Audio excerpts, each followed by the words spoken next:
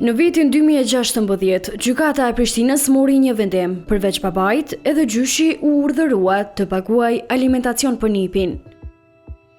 Këtë vendim avokati Anton Recaj e konsideron të padrejtë.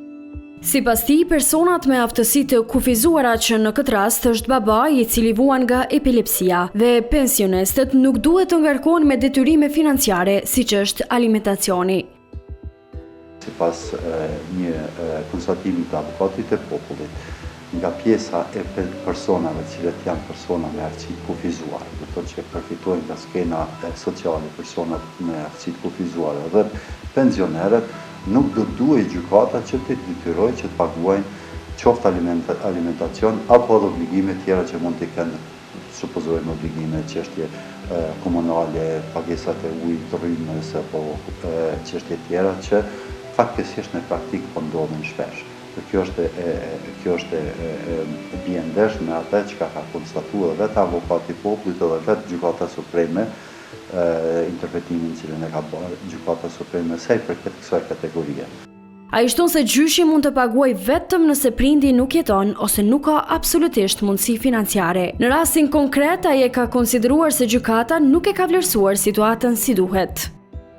Në parim nuk do duhej që të ngarkohet edhe gjyshi sepse është pensioner dhe nga pensioni të ardhurat të cilat burojnë nga pensioni të shkojnë një pjesë të ardhurave për alimentacion, kjo nuk do duhet të ndodhte për shkak se gjykata do duhet të vlerësonte rrethanat mirë, por supozoj që në kohën kur është nxjerrur gjykimi, gjyshi ka qenë në marrëdhënie pune, prandaj edhe ka rezultuar që një pjesë e alimentacionit të mbulohet edhe nga të ardhurat cilat burojnë nga të ardhurat cilat i ka pas gjyshi. Avokati shpjegon më tej se nëse fëmia ka mbushur moshën madhore dhe nuk ndjek studime të larta, atëherë prindrit kanë të drejtë i drejtohen gjykatës për ndryshim të dispozitivit për pagesën e alimentacionit. Megjithatë, Kiksi ka kuptuar se djali, i cili tashmë i ka 19 vjet e gjysmë, ka nisur studimet. E në rastet kur prindrit nuk i zbatojnë vendimet për pagesën e alimentacionit, avokati thotë se duhet të vazhdojë procedura civile dhe penale për mos respektim të vendimit gjyqësor, përfshirë bllokimin e llogarive apo aseteve për të siguruar pagesën. Në këtë rast nuk e dim a ka pasuri prindi të evidentuar në emrin e tij apo jo, në mënyrë që të i bllokote pasuri përmes procedurës përmbarimore derisa të detyrojë që i njëjë këtij obligimet. Nga ana tjetër, Vebi Mujku, ish drejtori i qendrës për punë sociale në Prishtinë, thotë se ligji e lejon që anëtarë të tjerë të familjes si gjyshi të ndihmojnë financiarisht kur prindi nuk është në gjendje ta bëjë këtë. Po është edhe një rrethon tjetër. Në rast se prindi nuk ka mundësi që ta paguajë alimentacionin për fëmijën e vet, ose vdes, ose një arsye tjetër, një rrethon tjetër, atëherë gjykata ka të drejtë që ta caktojë edhe një person tjetër brenda familjes që ta bëjë kompenzimin. Në këtë rast mund të jetë gjyshi apo një antar i familjes i cili jeton në një kolëm me fëmijën i cili e gëzon të drejtën e alimentacionit.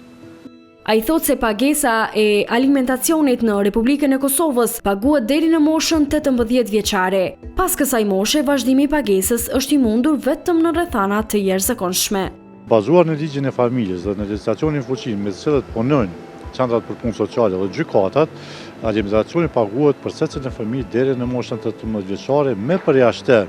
Nëse me arritjen e moshës 15 vjeçare fëmiu fillon të realizojë në punë, sepse ligji i punës lejon që punë të lehta të kryhen edhe për moshës 15 vjeçare, kur realizohen të ardhurat, atëherë ndërpritet pagesa alimentacionit. Në të kundërtën pagesa shkon deri në moshën 18 vjeçare. Lidhur me pagesën e ushqimisë nga ana e gjyshit, për çka avokati Anton Recaj e ka quajtur të padrejtë, Mujku e ka një qëndrim ndryshe. Në rast se prindi nuk ka mundësi që ta paguajë alimentacionin për fëmijën e vet, ose vdes, ose një arsye tjetër, një rrethon tjetër, atëherë gjykata ka të drejtë që ta caktojë edhe një person tjetër brenda familjes që ta bëjë kompenzimin. Në këtë rast mund të jetë gjyshi apo një antar i familjes i cili jeton në një kolëm me fëmijën i cili e gëzon të drejtën e alimentacionit. Ai e pranon se sistemi i drejtësisë ka mangësi, sidomos në rastet kur fëmia nuk ka kontakt me gjyshrit dhe kjo ndikon negativisht edhe në pagesën e alimentacionit. Ai propozon që në raste të tilla, institucionet publike duhet të mbulojnë përkohësisht pagesat dhe më pas t'i kërkojnë mjetët nga prindi ose familjari përgjegjës kur ai gjeneron të ardhura. Pjesa e mbetur e alimentacionit e cila nuk është paguar vite më parë, atëherë ajo duhet të paguhet në mënyrë retroaktive, mirë por kjo kryesisht nuk ndodh.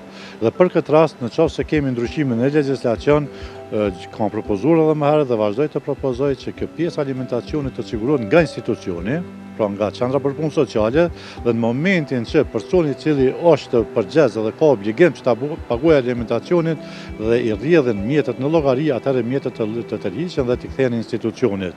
Në asnjë rast nuk mund ta dëmtojmë interesin dhe shëndetin e fëmijës për shkak se dikush nuk paguan alimentacion. Dhe ne dimë që alimentacioni kryesisht është shumë të vogla, të cilat nuk janë të mjaftueshme për jetën dhe shëndetin, edukimin e një fëmijë. Mujko thekson se interesi i fëmijës duhet të jetë prioritet, edhe nëse ndihma vjen nga gjyshi apo dikush tjetër që jeton në të njëjtën qati.